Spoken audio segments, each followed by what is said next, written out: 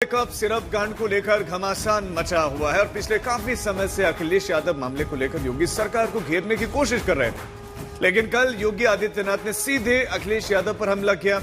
आरोपियों के साथ अखिलेश यादव की तस्वीर पर सवाल खड़े किए, जिसके बाद आज अखिलेश यादव ने योगी के आरोपों पर पलटवार किया। योगी ने कल शायराना अंदाज में तंज किया था, तो आज अखिलेश यादव भी शायराना अंदाज में जवाब देते नजर आए।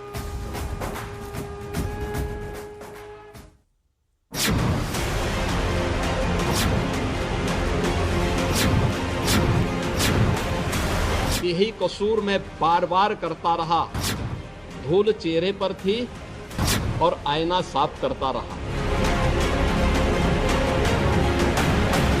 अपना चेहरा न पहुंचा गया आपसे, अपना चेहरा न पहुंचा गया आपसे, आईना बेवजह तोड़ कर रख दिया।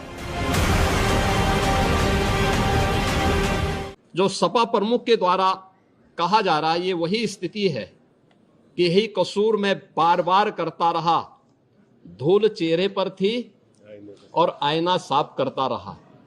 यानी फोटो इनकी है उन माफियाओं के साथ, तो स्वाभाविक रूप से अवैध लेन देन में भी संलिप्तता कहीं ना कहीं सामने आएगी। दूध का दूध और पानी का पानी सबके सामने आएगा। कई तस्वीरें दिखाई जा रही हैं, तो अगर हम तस्वीरों का ही सब कुछ ठीक मान लें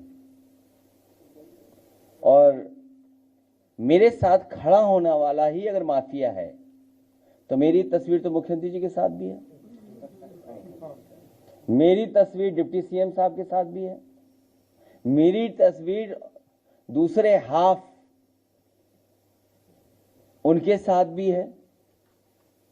तो अगर मेरी तस्वीर और मुख्यमंत्री जी की तस्वीर आप देखते हैं, तो माफिया किसको पाएंगे आप?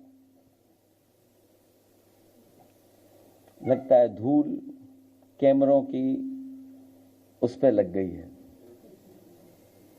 मैं मजबूरी समझ सकता हूं। यह हर व्यक्ति जानता है कि हर माफिया के संबंध समाजवादी पार्टी से रहे हैं। प्रारंभिक जांच में सामने आया है कि उससे जुड़े हुए जिन अभियुक्तों को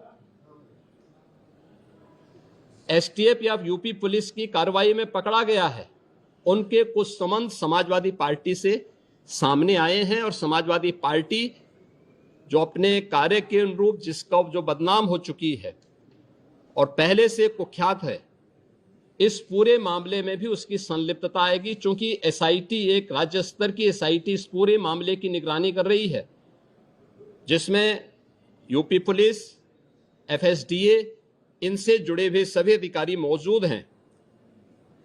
इनके अवैध रूप से तस्करी के साथ साथ इससे जुड़े हुए अन्य जो महत्वपूर्ण पहलू होंगे, किन किन लोगों के पास ये धन गया है, ये बातें भी सबके सामने आएंगी और इस बारे में पूरी रिपोर्ट आने के बाद ही इसके बारे में कुछ कहा जा सकता है। प्रदेश का मुख्यमंत्री झूठ बोले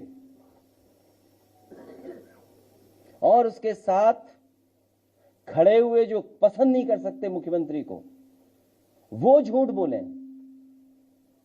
तो कल्पना कर सकते हैं कि प्रधानमंत्री के क्षेत्र में इतना बड़ा रैकेट चल रहा हो।